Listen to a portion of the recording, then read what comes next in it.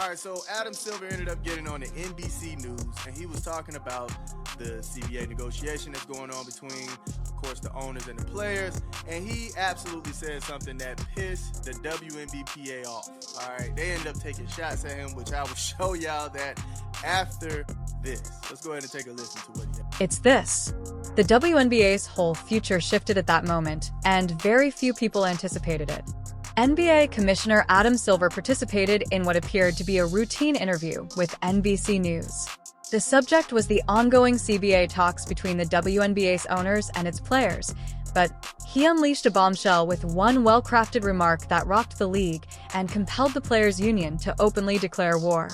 His remarks were so illuminating that they revealed the true, harsh reason why these talks are about to break down. You'll see why there's a good probability we're witnessing the WNBA's last years by the end of this. This isn't overstated. This explains how a league can be destroyed by its own achievements. Isn't the right way to look at it because there's so much more revenue in the NBA. I think you should look at it in absolute numbers in terms of what they're making, and they are going to get a big increase in this cycle of collective bargaining, and they deserve it. So the main part that I want us to pay attention to is this first part, okay? It's really quick. This clip was really quick, but we need to pay attention to what he said right here. Yes, I mean, I think the share... It all revolves around a single statement. Let's hear it out. According to Silver, I think share isn't the right way to look at it. Have you noticed that? It is incorrect to think of it as a share. Although it appears to be a straightforward negotiation issue, it was actually a declaration of war. The players' union, the WNBA, erupted right away. They responded on Instagram with a now famous post that just said, "Don't want to share Adam Silver," along with a question mark. They were angrily and publicly criticizing him. They had taken off their gloves. It's not even the owners, the players. So the players get 50% of the money. Where does the rest of the money go? And this is revenue, not profit, not 50% of profits. They want 50% of revenue. So the WNBA costs, let's just make the maths easy. Let's just say it costs 100 million to run the WNBA. It doesn't, it costs way more. This is the portion that will cause you mental distress, though. Adam Silver was correct. You must examine the maths that the union does not want you to concentrate on in order to see why. Consider the psychology at that precise moment. For the players, fairness and cooperation are associated with the phrase share. The idea is that you are guaranteed a piece of pie if you assist in baking it. However, Adam Silver is not only rejecting a number when he rejects that very idea. He is rejecting their value premise in its entirety. He is telling them straight out that their company is not and will never be the same as the NBA's. The players instantly went on the defensive as a result, turning the conflict from a financial one into an emotional one. That benefit from the league not existing. There are players that benefit from the league not existing.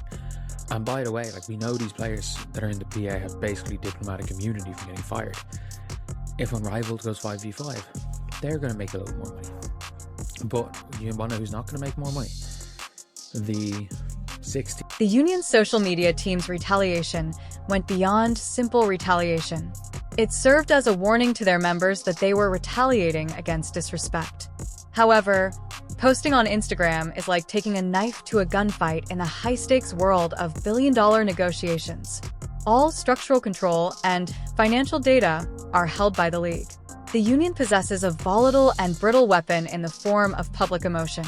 The tone for everything that came next was established by this one exchange. The league's very survival is now the negotiating chip in this brutal conflict between ideals and pragmatism. Close to what he said here. We got to dial in right here. He's speaking really fast. Let's listen to this next part. I think you should look at it in absolute numbers in terms of what they're making. I think you should look at absolute numbers in terms of what they're making. Because this could be a big increase, right? We don't see in their proposal. The max going from 200,000 to 850,000. That's a big increase. That's a big increase, right? The minimum being the NBA's revenue share model, in which players receive around half of all league earnings, is what the players are requesting. It seems reasonable, doesn't it? Since you make the money, you ought to receive half of it. However, this is the point at which the entire argument collapses.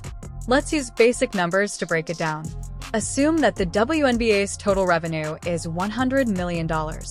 Imagine now that the league's actual operating expenditures are $100 million. Employee pay, travel expenses, arena fees, marketing, and more. The players would receive $50 million directly if they were to keep 50% of the earnings. What's left for the owners, though? $50 million to pay for $100 million in costs. This implies that each and every owner would undoubtedly lose $50 million. That we are seeing this type of thing, and look, I think the players should make a lot more money.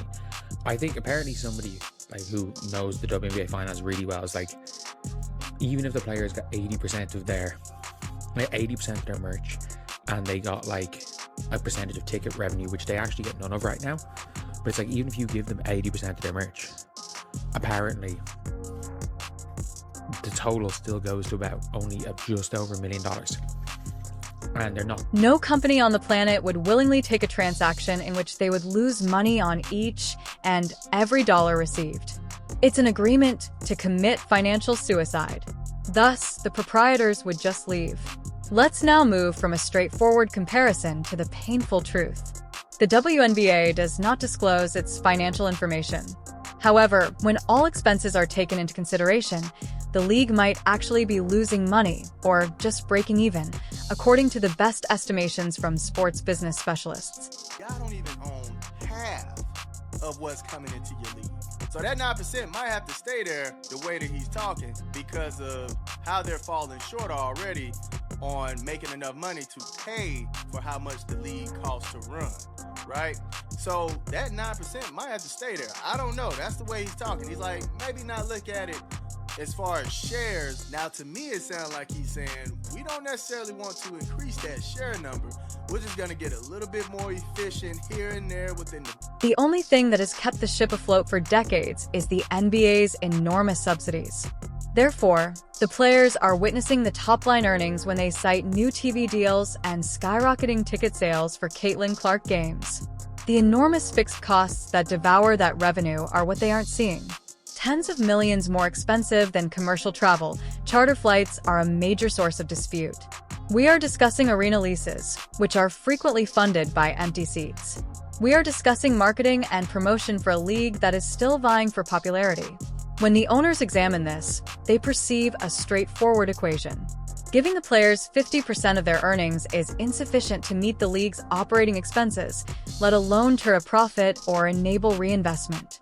It would be similar to asking your flatmate for half of the rent and then expecting them to find a way to pay the landlord the whole amount. The calculations simply don't stack up.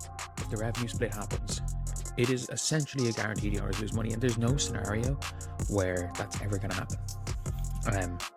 And I think the players are like, there will never be a situation where they budget a revenue split. There won't be. If there's no 2026 season, there's not going to be a 2027 season, there's not going to be a 2028 season. I think an argument could be made that it is beneficial that the whole league shuts down, and it allows these players to start fresh. Not out of avarice, but rather due to simple maths. The league would crumble under the weight of its own assured losses. But hold on, things become even trickier. There is more to the share model's failure than just profit and loss. It concerns the true owner of the WNBA. The NBA is a single, unified organization. It owns all of its earnings. The WNBA isn't. Each franchise owner in the WNBA is a part of a complex chain of ownership. The NBA itself, which has been supporting the league for many years, and a collection of outside investors who hold portions of the league's organizational structure. This is the secret that no one discusses.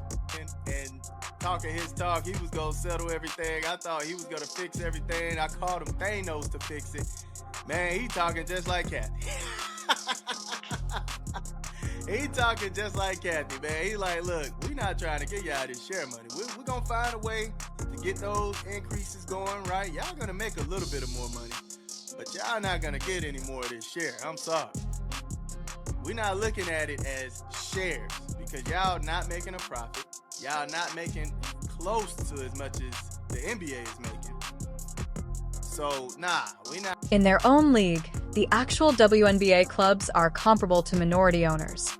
A portion of the money they make must go to these other investors in order to keep the lights on, so they don't even get to keep all of it. Therefore, the players are not only requesting a cut from the team owners when they seek 50% of the earnings. Both the NBA and foreign investors are being asked to take less. Additionally, those organizations have no reason to concur.